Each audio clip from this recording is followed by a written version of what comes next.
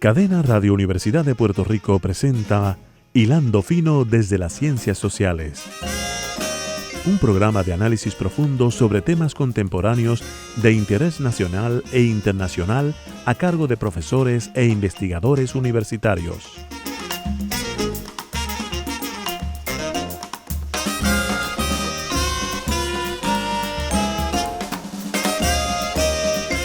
Muy buenas tardes, amigas y amigos de Hilando Fino desde las Ciencias Sociales. Hoy, como todos los martes, a las 4 de la tarde, discutiendo, analizando, mirando temas de interés. Y hoy ciertamente tenemos un tema de mucho interés para la población puertorriqueña. Mi nombre es Javier Colón Morera y aquí, como todos los martes, compartiendo con investigadores, profesores. Hoy tenemos un programa especial y tenemos a 3 estudiantes de la Escuela de Derecho de la Universidad de Puerto Rico. Estamos muy contentos de poder compartir con ellos. Le damos las gracias, como todas las tardes, a las personas que hacen posible este programa de Hilando Fino, especialmente a Isa Santos, a Wanda Aponte, que son las que producen semanalmente estos programas que afortunadamente, a pesar de la pandemia, hemos podido seguir produciendo todo este tiempo desde nuestros hogares. Les decía que hoy tenemos un programa especial porque tenemos a 3 estudiantes de la Escuela de Derecho de la Universidad de Puerto Rico. A Carla Pérez Meléndez, buenas tardes. Buenas tardes, buenas tardes. A Natasha Ramos. Buenas tardes a los compañeros Y a José Rivera Aparicio. Buenas tardes, profesor, y a todos y todas. Un placer tenerlos aquí. Y la razón por la que están aquí, nos la va a explicar ahora Natasha brevemente, tiene que ver con un caso que está ya pautado para verse próximamente en el Tribunal Supremo Federal. Y queríamos, con antelación a que es la vista de ese caso, que se conoce por el nombre del demandante principal, Baello Madero. Antes de que se realice esa vista, queríamos que los oyentes de Hilando Fino tengan la oportunidad de conocer cuáles son los argumentos que se están trayendo en este caso y por qué este es un caso importante que ha llamado la atención de la Escuela de Derecho y que ha motivado que la Escuela de Derecho se involucre en la litigación a través de la Clínica de Asistencia Legal de la Universidad de Puerto Rico. Natasha es ayudante es un PEAF, estudiante investigador, está colaborando en un programa o en una iniciativa que está financiando el Decanato de Estudios Graduados e Investigación sobre debates y problemas contemporáneos de la ciudadanía americana, y ha estado ayudando en la edición de una publicación que va a salir el año que viene sobre el tema de la ciudadanía de Estados Unidos en el contexto de los 100 años del caso de Balzac versus Puerto Rico, que me imagino que en algún momento saldrá en la conversación. Natasha, háblanos un poco de este programa de pro bono que tienen esto en la universidad y cuál es la función de José y de Carla en este proyecto.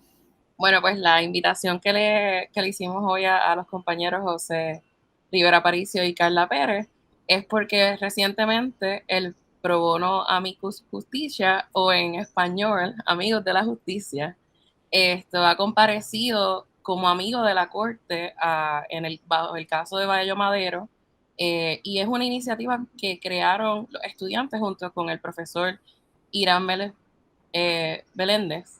Juárez, sí. Meléndez Juárez. Y queríamos conocer un poco sobre esa iniciativa y cómo se adentran en el caso de Baello Madero y también entraron en Peña Martínez, que es un caso que me encantaría que los compañeros nos hablen de él en la tarde de hoy. Pues vamos a empezar por ahí. ¿Qué es eso del proyecto de Amigos de la Justicia? Yo no voy a intentar pronunciarlo en latín. ¿De qué se trata esa iniciativa y por qué se interesan en estos casos que tienen que ver con paridad de fondos para los ciudadanos en Puerto Rico, ciudadanos residentes en Puerto Rico? Pues el pro bono amicus justicia, ¿verdad? O amigos de la justicia. Primero, un pro bono, eso lo que significa dentro de la Escuela de Derecho es básicamente que un grupo estudiantil y la misión de nuestro grupo estudiantil en particular, de nuestro pro bono, es proveer a cada estudiante una oportunidad para contribuir a la lucha por la justicia social y la dignidad humana y el trato igual de cada persona puertorriqueña ante la ley, a través de procedimientos judiciales que tienen el potencial de ser transformadores para nuestra sociedad. Y eso lo que significa realmente en práctica es que a través del recurso de un amicus, nosotros como estudiantes comparecemos ante tribunal, ante distintos tribunales, en proyectos que nosotros entendemos que son de particular importancia para la ciudadanía puertorriqueña. José, detente ahí un momento, le quiero dar la oportunidad a Carla. Carla, explícate lo que es un amicus, qué es ese tipo de recurso legal y por qué existe y qué utilidad tiene en la litigación en los casos federales como este, o en los casos en general. Claro, esencialmente un amicus es un recurso que presenta alguna entidad o persona que no es parte en un pleito, pero tiene algo que decirle al tribunal sobre el pleito que el tribunal va a atender. Puede ser personas peritas en el área o personas que se dedican a recopilar estadísticas o tienen algún interés en el tema que básicamente les califica para poder hablar a profundidad y enseñarle al tribunal o ilustrarle sobre el tema que el tribunal va a atender.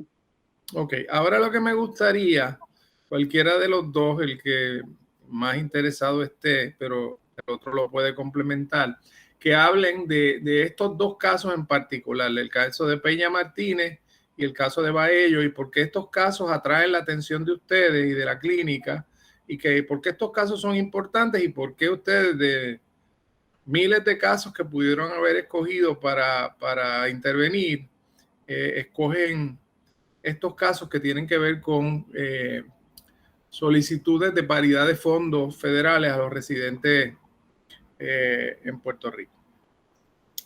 Pues, ¿verdad? Empezando con el caso de Peña Martínez, que es el caso que motiva la fundación de este pro bono realmente. El pro bono, de cierta manera, la idea de hacer la intervención en Peña Martínez viene primero y es lo que motiva a que fundemos el pro bono. Okay. Es que Peña Martínez es un caso que, como dije, nuestra misión es involucrarnos en casos que tengan un impacto social a nivel de todos los puertorriqueños. Y en el caso de Peña Martínez, ahí lo que se da una consolidación de varios casos de distintos individuos puertorriqueños que están reclamando que se les está denegando injustamente acceso a distintos programas federales, de ayudas federales. Esos son el SSI, el SNAP y Medicare, la parte D en particular, que son subsidios para personas mayores o con impedimentos. Vamos por parte. SSI es el Seguro Social Suplementario. Sí, para personas mayores y con impedimento o con impedimento. Y pobres. Entonces, sí. SNAP es el programa de alimentos. Sí, son cupones alimenticios también para familias que caen debajo de cierto nivel de pobreza. Que para efectos de entendernos, en caso de Puerto Rico, lo que hay es un programa que no forma parte de SNAP, sino que es un programa especial al cual se le otorga una cantidad de fondos con un cap, con un tope de la cantidad de dinero que se puede asignar. Y mencionaste también Medicare Parte D, que Medicare, que es el programa más importante de servicios médicos a personas mayores de edad.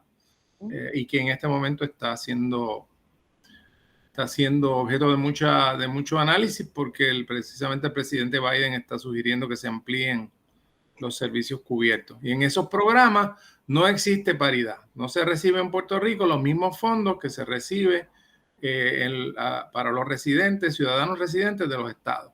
Carla, cuéntame.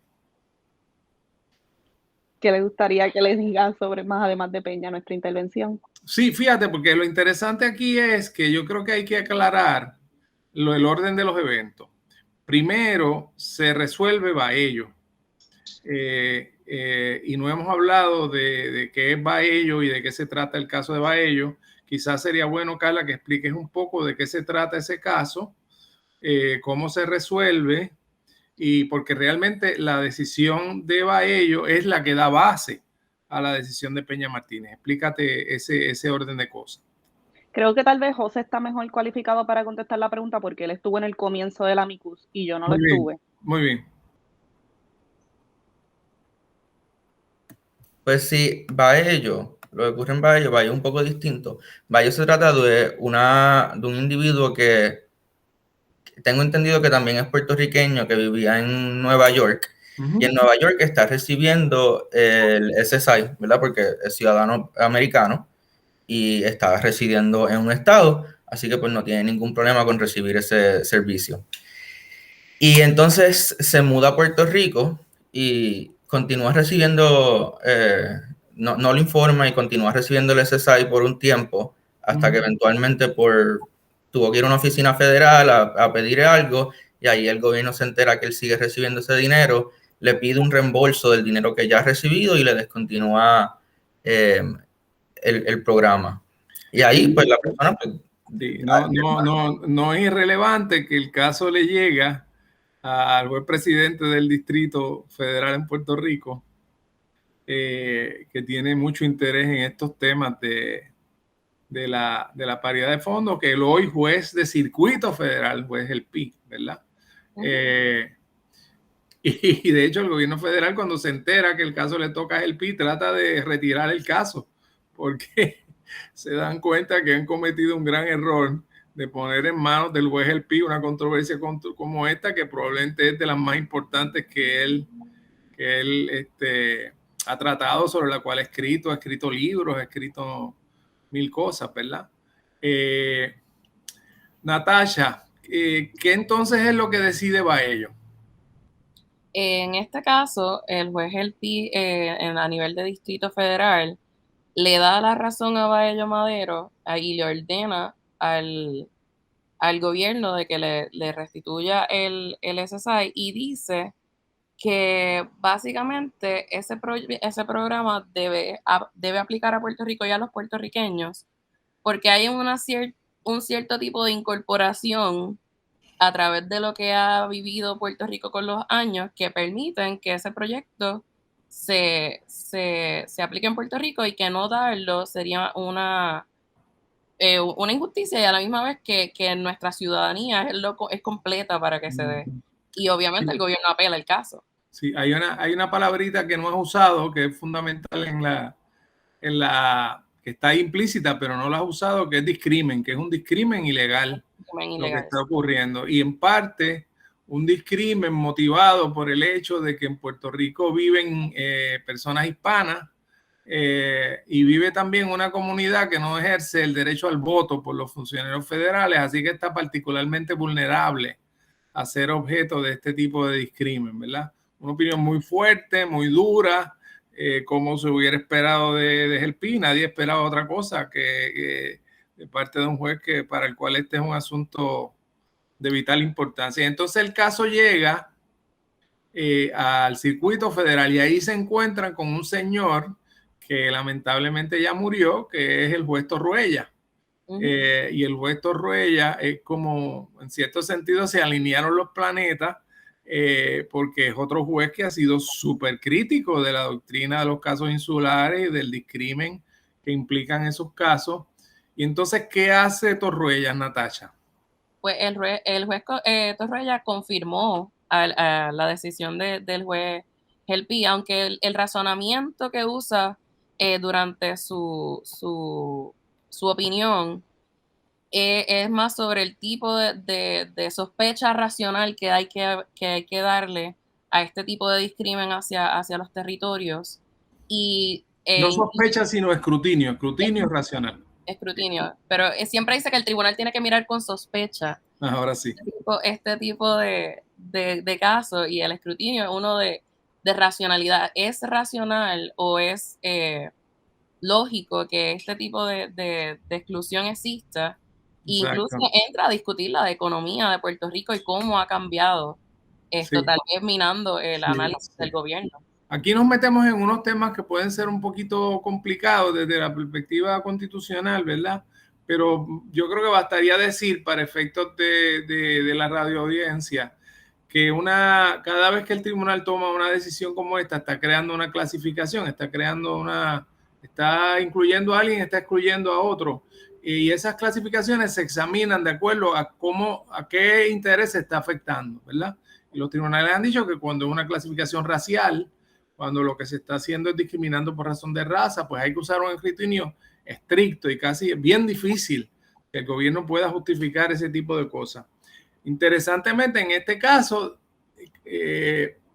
son dos jueces puertorriqueños, los dos tienen interés en que se crea esta paridad de fondos, pero tienen estrategias distintas y Torruella está en circuito, así que el que prevalece en esta interpretación es Torruella diciendo no, aquí no hay que probar que haya un discrimen, aquí es irrelevante si hay un discrimen o no, aquí lo que pasa es que esto es irracional, aquí no se cumple ninguna función gubernamental que justifique tratar a los puertorriqueños de forma distinta o los residentes de Puerto Rico de forma distinta a cómo se tratan a los residentes de los estados. Así que confirma la decisión de GELPI. Y entonces lo próximo que sucede es que el Tribunal Supremo de Estados Unidos toma jurisdicción y le asigna entonces fecha a la vista de Baello. Así que en ese sentido, lo que decida el tribunal en el caso de Baello, pues puede ser muy importante para resolver el caso de Peña Martínez. Así que en cierto sentido, ustedes se ven casi obligados a intervenir en Baello, porque si en Baello no prevalece esa sentencia de Torruella, pues va a ser bien difícil luego prevalecer en el caso de Peña. Ustedes lo ven igual, ¿verdad? Sí, ciertamente. O sea, ya nosotros habíamos presentado nuestro amicus en Peña a nivel de circuito de apelación, y cuando se acoge el caso de Baello en el Supremo, fue ese mismo día, fue un shift en nosotros, fue ok, pues ahora tenemos que reorganizarnos y tenemos que repensar los argumentos si queremos y reformatear todo, porque ahora vamos para el Supremo, porque si Baello va para el Supremo, nosotros tenemos que ir también. Muy bien. ¿Y qué trae eso, amicus, al esto? ¿Con qué argumento ustedes le presentaron al Tribunal Supremo? Sí, y déjame, para que lo incluyan en su contestación, cualquiera de los dos o los dos, ¿qué ustedes, cuando ustedes vieron el caso y vieron quizás otras comparecencias que se estaban empezando a producir, qué ustedes vieron? Oye, este ángulo nosotros podemos aportar a este asunto, un poco como es una especie de conseguir un nicho para decir, mira, yo aquí tengo algo que decir. ¿Qué es lo que ustedes creen que está aportando el amicus de la Universidad de Puerto Rico a esta controversia? Pues como usted adelanta, estos casos tienen unos argumentos constitucionales interesantes. El Estado usa unos casos de Harris v. Rosario y se me olvida, Califano de los 70 y de los 80 para justificar sus acciones. Y aquí nosotros, durante el proceso de escribir este amicus... Esto es bien importante, José, perdona que te interrumpa, pero son precedentes anteriores que en términos generales podrían ser obligatorios. Así que parte de lo que tiene que hacer un demandante en un caso como este es o distinguirlo de los casos anteriores o pedir que se revoquen esos casos, ¿verdad? Porque no es la primera vez que se ha traído ante el tribunal el tema de que es inconstitucional no darle paridad a los ciudadanos residentes en Puerto Rico, y antes el Tribunal Supremo ha dicho que eso es una prerrogativa del Congreso y que no se van a meter en ese asunto. Así que hay que decirlo, ¿verdad? Como es. En cierto sentido, se puede decir que esto es un caso cuesta arriba porque va contra precedentes previos de lo que ha hecho el tribunal. Es claro. Y como usted dice, hay que o distinguirlo o pedir que se revoquen. Y nuestra primera estrategia en los primeros amicus que empezamos a formular era que se revocara. Estábamos pensando argumentos en derecho, sobre escrutinio estricto, escrutinio razonable. Estuvimos pensando sobre las categorías particulares que se mencionan en Harris y en Califano y atacar esas categorías. Y después nos dimos cuenta que tal vez eso no era lo que nosotros como Amicus y como grupo estudiantil era nuestro rol dentro del litigio. Y pensamos que esos argumentos las partes realmente son quienes las tienen que hacer y quienes están en mejor posición para hacerlo. Entonces nos movimos a tratar de distinguir estos casos de ahora con las decisiones de los 70 y de los 80. Y hacemos eso a través de presentarle al tribunal qué ha pasado en Puerto Rico en los últimos 40, 50 años. ¿Cómo es la situación política, económica, demográfica en Puerto Rico? ¿Cómo ha cambiado y por qué? Sin decirle que su racionamiento estuvo incorrecto hace 50 años, decirle, es que los factores que consideraste han cambiado y por ende tu conclusión tiene que cambiar hoy. Y esa fue la estrategia que tomamos. Carla, ¿y qué cambió? ¿Qué cambió que justifique una acción distinta del tribunal? ¿Cuáles son los cambios que ustedes destacan para decirle al tribunal, mira, ya lo que se decidió antes debe ser decidido ahora de otro modo? Esencialmente, nosotros atacamos el argumento dividiéndolo en varios factores, como usted bien menciona, de cosas que cambiaron. Atacamos la parte económica, como el perfil económico en Puerto Rico cambió desde que se decidieron esos casos hasta el presente. Pasamos por la recesión, por la quiebra, por los bonos. Hablamos de cómo todo eso impactó el perfil de las personas que se encuentran en la isla. Hablamos también de cómo eso aumentó el nivel de migración, que ya era un nivel alto, y hablamos de la cantidad de gente que se ha ido de la isla a causa de la situación económica, y también hablamos de la situación económica de la gente actualmente en Puerto Rico. Tratamos de hacer un recorrido histórico a vuelo de pájaro de cómo de allá a acá las personas que están aquí cambiaron, ya que muchas personas migraron, las edades de las personas que están aquí migraron, y cómo el perfil económico de las personas que permanecen cambió. Hay un asunto, José, que yo creo que es importante también, que tiene que ver con el tema de los impuestos federales, que es la cuestión de que uno de los argumentos fuertes que se trajo en Harris versus Rosario, déjame ver si me recuerdo exactamente, Harris establece 3 criterios. 1, que Puerto Rico no paga impuestos federales. 2, que Puerto Rico es demasiado pobre y entonces le crearía unos desajustes a la economía. Y el tercero es que el costo de Puerto Rico sería demasiado alto. Gracias. Entonces, tanto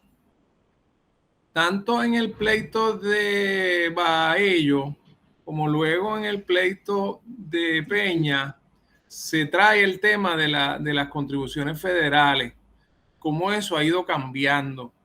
Porque cuando uno trabaja, a uno le deducen una serie de aportaciones, y hay esas aportaciones cuando se suman son significativas.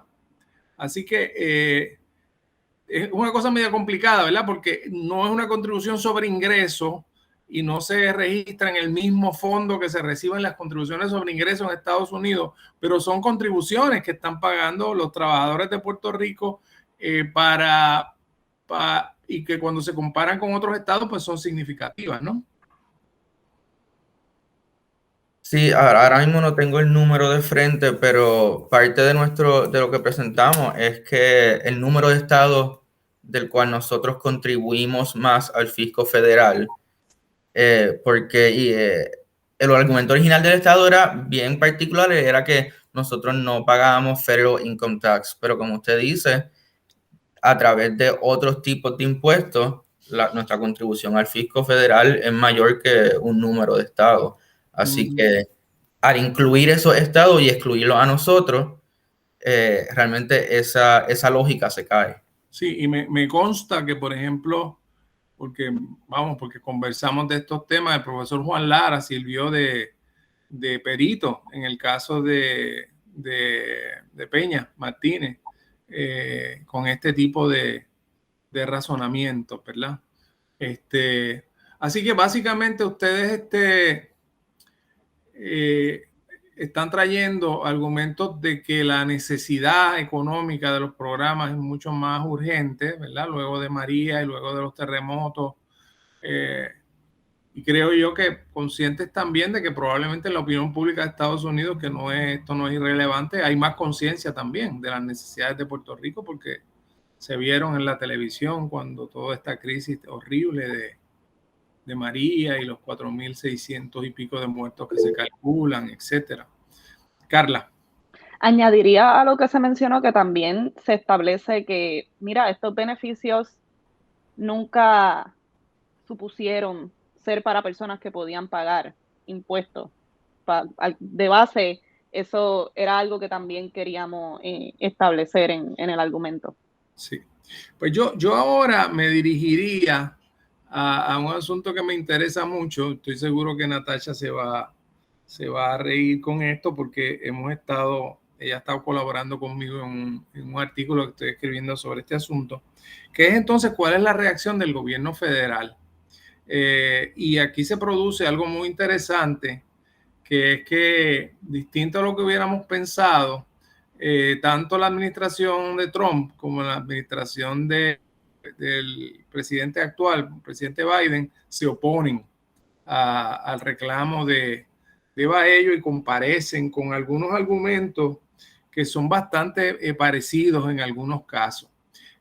Básicamente argumentando que, bueno, hay diferencias, ¿verdad? Porque Trump, si nos pudiera vender a Groenlandia, nos vende, ¿verdad? O sea, que Trump en ese sentido no hace ningún argumento de que él favorezca paridad de fondos ni nada por el estilo, y es la diferencia fundamental entre los dos. Biden dice, sí, yo como política pública entiendo que lo justo es darle a Puerto Rico paridad de fondos federales en este programa. Pero los dos lo que coinciden es que no le toca a los tribunales hacer eso, sino que le toca eso hacerlo a el Congreso. Y que en ese sentido, esto no es tanto un problema judicial como un problema político. Y eso pues es una situación interesante, me parece a mí, porque la intuición le diría a uno que tanto que Biden estaría en una posición contraria a la de Trump en este caso, ¿verdad? Pero aquí, en cierto modo, lo que está es la defensa de cómo el Congreso administra los territorios. Y los dos están diciendo, mira, esto puede ser justo, puede ser injusto, pero realmente es algo que no le compete a la rama judicial, le compete al Congreso. Así que yo quiero que en la segunda parte del programa, pues miremos este asunto de si va a prevalecer o no esta noción de que es al Congreso al que le corresponde tomar estas decisiones o le corresponde a la rama judicial.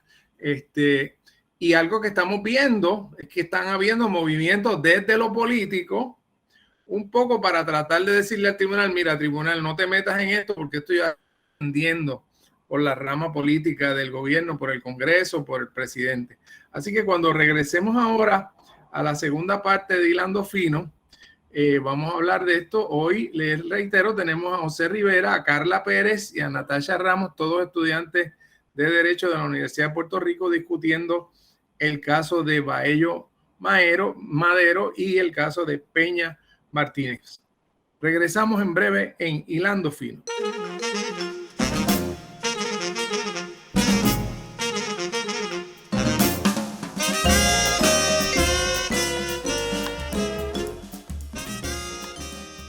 Regresamos, amigos y amigas, a Hilando Fino desde las Ciencias Sociales. Hoy, como todos los martes a las 4 de la tarde, les habla el profesor Javier Colón Morera del Departamento de Ciencias Políticas.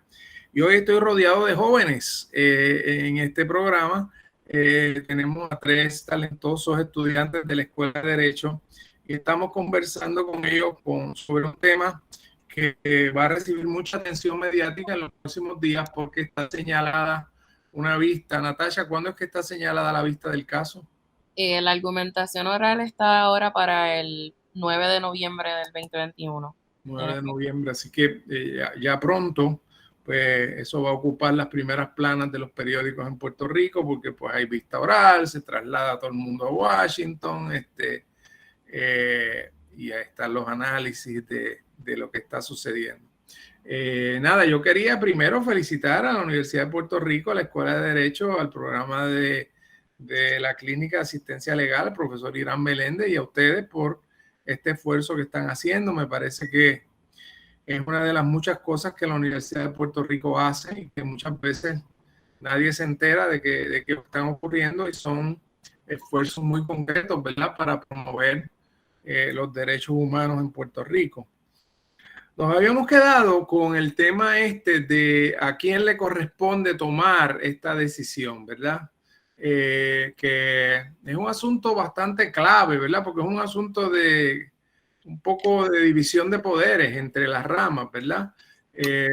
Y aquí lo que sucede es que sin mencionarlos demasiado, se están utilizando doctrinas de los casos insulares, ¿verdad? Así que expliquen un poco cómo ustedes ven este asunto, cuál es la relevancia de los casos insulares a estas controversias.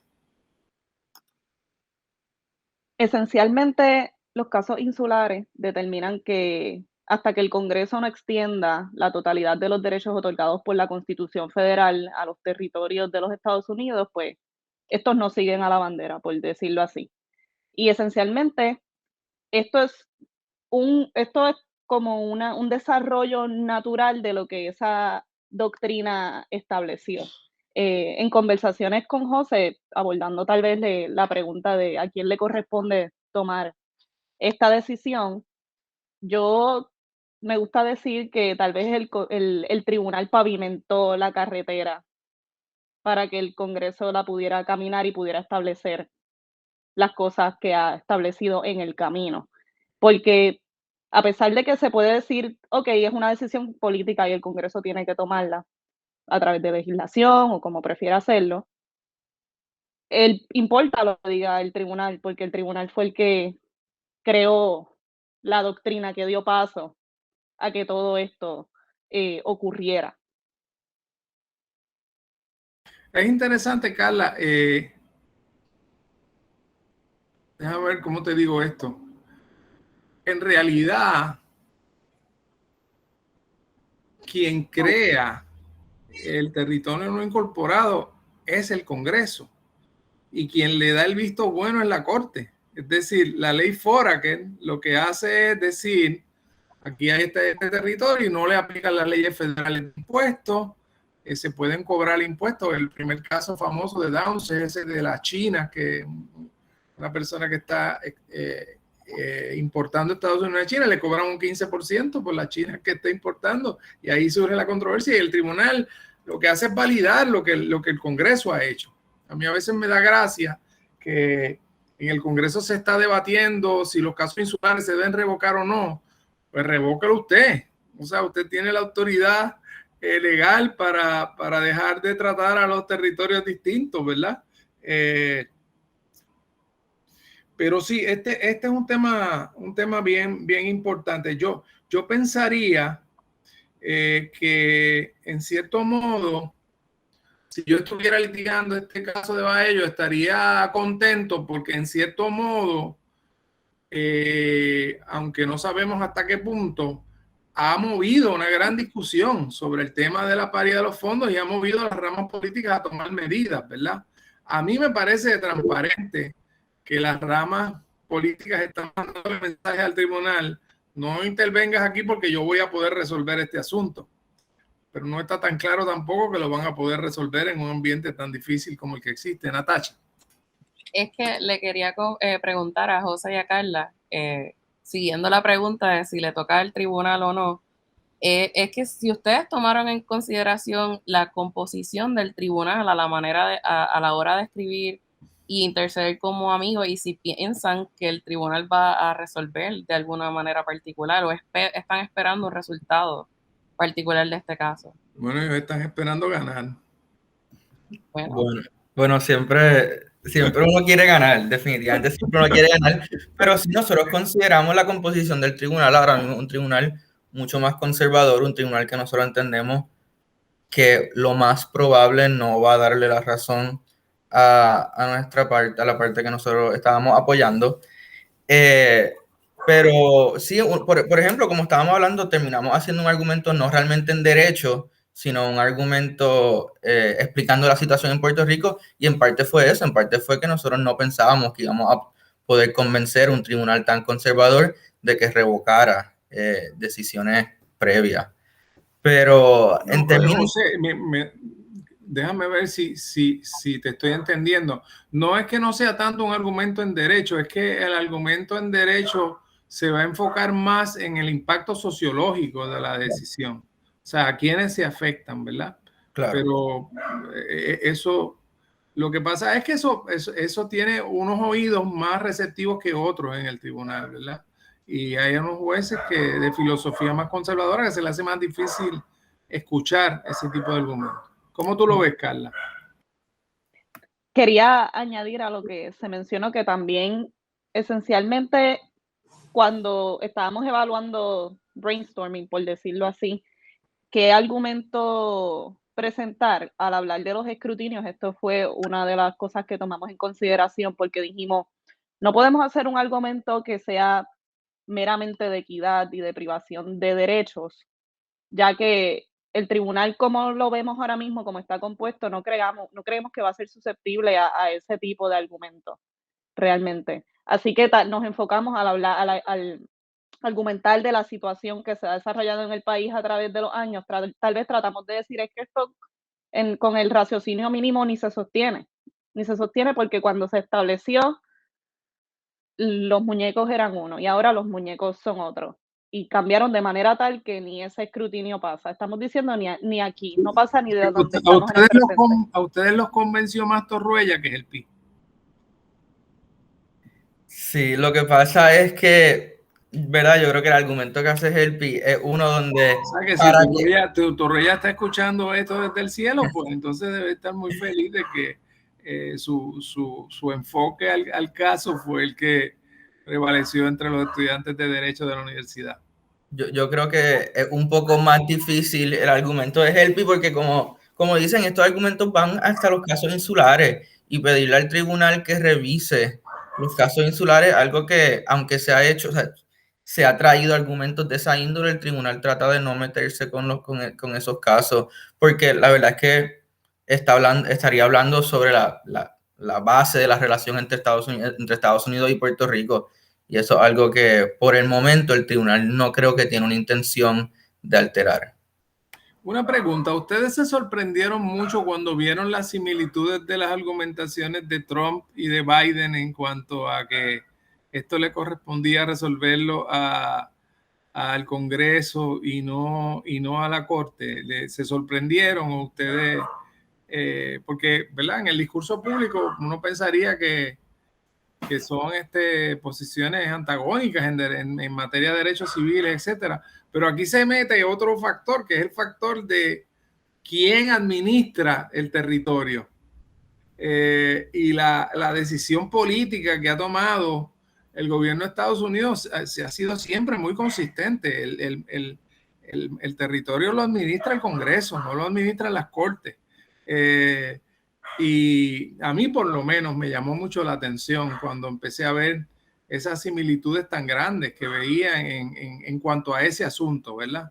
Entonces, pues este es un caso en ese sentido bien complicadito, porque Biden está diciendo, pues este asunto se debe resolver por la vía congresional y ha sometido lenguaje que se está discutiendo en el Congreso ahora mismo, que daría paridad en algunos de estos programas y que aumenta sustancialmente, pero todo esto sujeto a una negociación política en curso, en un Congreso que es 50% republicano y 50% demócrata en el Senado, y en donde hay una negociación aquí enorme sobre el cambio climático, sobre el futuro de la humanidad misma. Y entonces están los temas de Puerto Rico ahí dando vueltas. ¿Se sorprendieron ustedes de esas similitudes o les parecieron que ¿cómo lo vieron? Puedo hablar por mi parte, tal vez después José pues, puede expresar su punto. Creo que vamos a coincidir en que nosotros contemplamos dos vías. O se mantienen en el caso, mostrando oposición a que se otorgue la paridad por el tribunal, o se interprete de manera tal que nos lo otorguen, o desisten. Esas fueron las dos posibilidades que se contemplaron. O desisten o ocurre a través del tribunal, pero siguen mostrando oposición. Así que por lo menos por mi parte podría decir que yo no me sorprendí cuando decidieron continuar en el caso y sostener la posición que están sosteniendo. Pero un poco yo noté, no sé si ustedes lo vieron así, pero Biden hace un comunicado público que dice: yo estoy obligado a defender las leyes congresionales, o sea, yo no tengo opción, yo tengo que defender la ley aunque crea en ella o no crea en ella. Pero cuando uno se sienta a leer el memo, no es el memo de alguien que lo está haciendo pro forma o lo está haciendo para, tú sabes, no, es un memo bien fuerte, un memo bien hasta mejor me da hasta un poco de riesgo decirlo, pero hasta persuasivo en términos de rama judicial. No te metas en esto, deja a nosotros bregar, yo creo en esto, confía en mí, pero fuerte en cuanto a que el tribunal se inhiba, ¿no? Entonces cuando uno lamentablemente no puede dejar de pensar las cosas políticamente y uno empieza a pensar, bueno, si Biden convence a algunos de los jueces demócratas y Trump convence a algunos de los jueces republicanos, pues podemos estar en problemas. ¿Cómo tuviste eso? ¿Te sorprendió esa identidad de posiciones de la rama o del Departamento de Justicia en relación a este asunto bajo dos administraciones con dos filosofías tan distintas, por lo menos en el discurso público? Pues, si te soy honesto, realmente no me sorprendió mucho, porque es que la realidad, ¿verdad? Trump y Biden son muy distintos de muchas maneras, y el Partido Republicano y el Demócrata tienden a ser muy distintos, incluso en cómo tratan a Puerto Rico. Los demócratas tienden a mandar un poco más de ayuda que los republicanos, pero yo creo que ahí es donde realmente se acaban las diferencias. Yo creo que el tipo de relación que pretende tener el Partido Republicano y el Demócrata con Puerto Rico es el mismo, y no me sorprende que presidentes de ambos partidos quieran mantener el poder plenario de administrar a Puerto Rico en manos del Congreso y no dejar que eso pase al Supremo, porque el gobierno americano, de cierta manera, ciertas ramas del gobierno americano estarían perdiendo mucho poder sobre cómo administran a Puerto Rico, y verdad, decisiones judiciales recientes y promesas y la Junta me indican que no hay intención ni de los demócratas ni de los republicanos de soltar ese control, ese poder que se tiene sobre el país. ¿Cómo lo ves tú, Natacha? Yo tiendo a estar de acuerdo con ambos. Tuve la oportunidad durante estos meses de leer todos los briefs que sometió el gobierno, y puedo ver que el argumento de Biden, aun cuando sigue la línea de Trump, es mucho más contundente, y hay una oración súper importante que dice: mira, esto es una cuestión política que aún no se ha resuelto, porque Puerto Rico puede cambiar incluso en su estatus. O sea, como que le dice, Perdóname, y dice que puede cambiar en su estatus hacia la estadidad o hacia la independencia. O sea, explícitamente de esa. Y veo con sospecha que el viernes pasado se haya circulado estas noticias sobre el nuevo proyecto de los demócratas sobre la posible paridad de fondo, considerando que la argumentación ahora es el 9 de noviembre. Así que eso lo veo. Sí, hay un asunto de timing ahí, interesante. Carla. Quería añadir que a veces veo esta situación en dos frentes principales, a pesar de que hay mucho. Hay un frente de separación de poderes que hemos mencionado aquí, que es no quiero darle al tribunal más poder de lo que tiene, y esto es algo que a través de muchos temas que el tribunal ha atendido se ha dado esta fricción. Pero también creo que está la situación política de apelar tal vez a una base de votantes grandes en los Estados Unidos que son puertorriqueños, que en muchos lugares son votos decisivos, que hay que, por lo menos por parte del Partido Demócrata, hay que tal vez deliver, no encuentro tal vez la palabra en español para decirle, darle esa seguridad de que estoy trabajando producir para... resultados, producir resultados, gracias. Producirle resultados tal vez a esa base. Siento que hay unas situaciones que están por debajo ocurriendo, que cuando ocurren casos como estos, confligen, causan fricción e influencian. José, ¿querías decir algo? Sí, quería añadir a la línea que menciona Natasha de, ¿verdad?, que el presidente Biden está trabajando este proyecto para que se dé equidad de fondos en Medicare y en SSI. Y también lo veo con escepticismo porque me parece, yo creo que tal vez a muchos les parecerá, una manera de a corto plazo darnos un poco y decir, mira, resolvimos el problema aquí políticamente en Congreso, te dimos la equidad que estabas pidiendo, no hay más nada de qué quejarte en los tribunales, pero entonces hacer eso para sacar el caso de los tribunales y que no se pueda exigir a largo plazo, se establezca un precedente donde se diga, no, aquí no se puede seguir discriminando en contra de puertorriqueños viviendo en Puerto Rico. Y pues eso déjame hacer un poco de abogado del diablo aquí.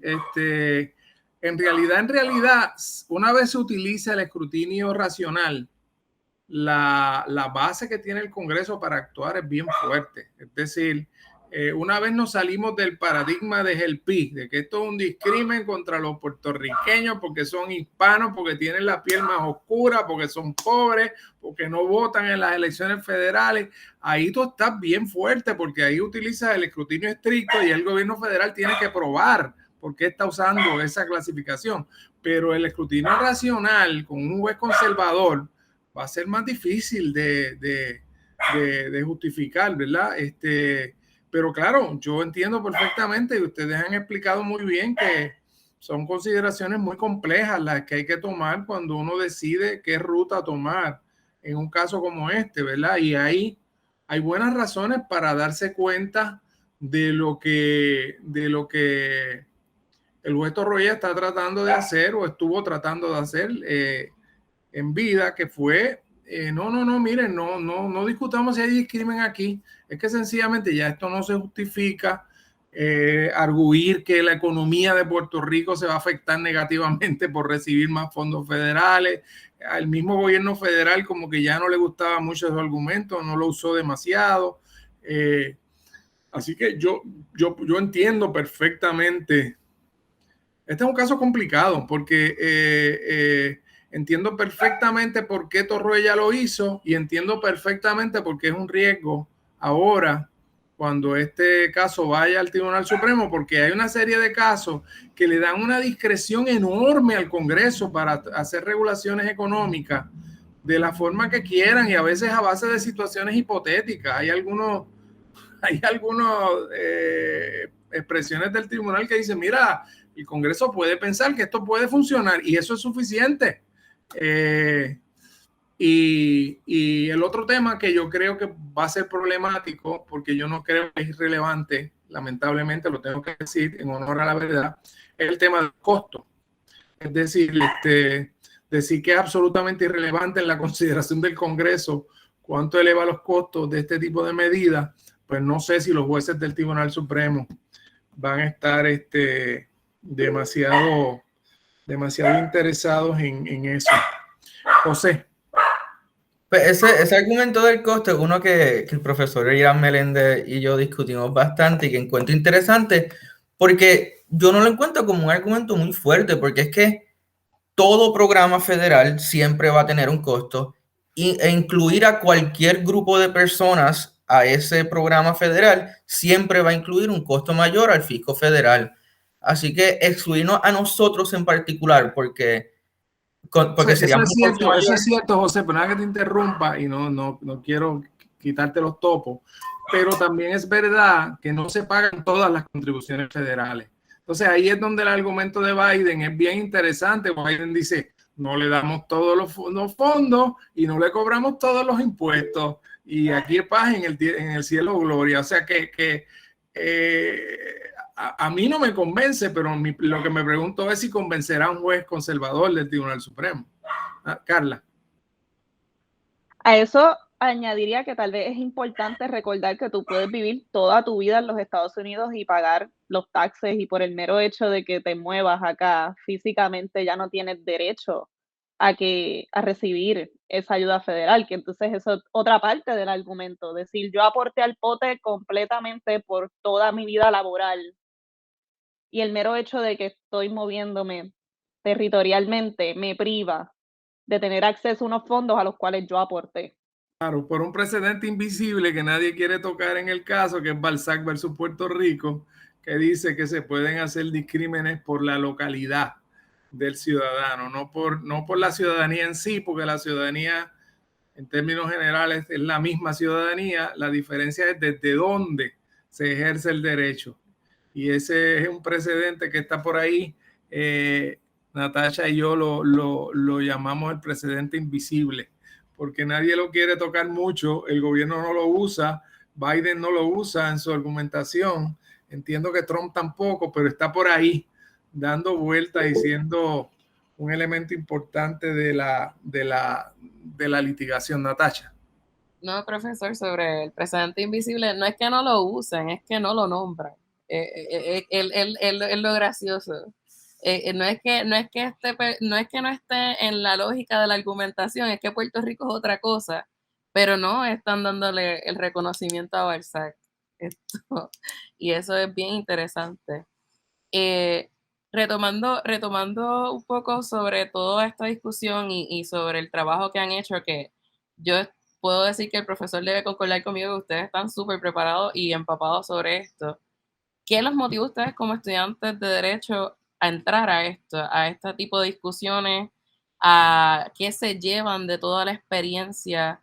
¿Y por qué tal vez ustedes creen que otros estudiantes o otras personas deberían interesarse más por estos temas tal vez? Creo que sería mi pregunta y aportación a la discusión.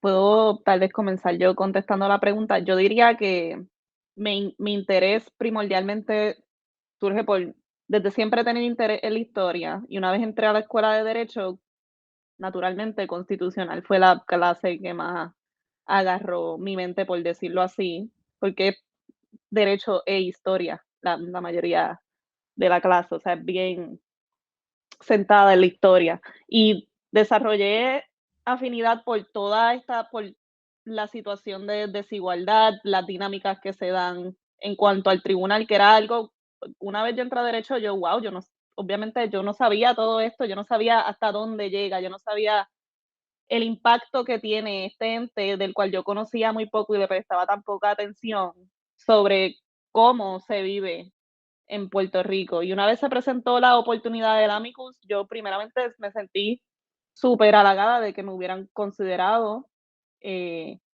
y sentí mucha responsabilidad, más responsabilidad de lo que he sentido no estoy diciendo que no siento responsabilidad por presentarme a mis clases y hacer un buen trabajo y prestar atención, pero sentí que ya no era un fogueo, sentí que era el mundo real.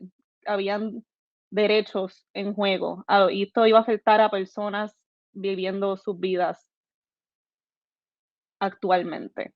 Y creo que eso le dio una dimensión diferente a cómo nos acercamos a lo que queríamos hacer, porque ya no era tan solo escribir de derecho y hacer research y saber lo que estábamos diciendo, era de todo, del universo de argumentos que hay allá afuera y de la combinación de de precedentes que queremos mostrar. De todo eso hay que hacer una selección y decidir qué ruta queremos tomar.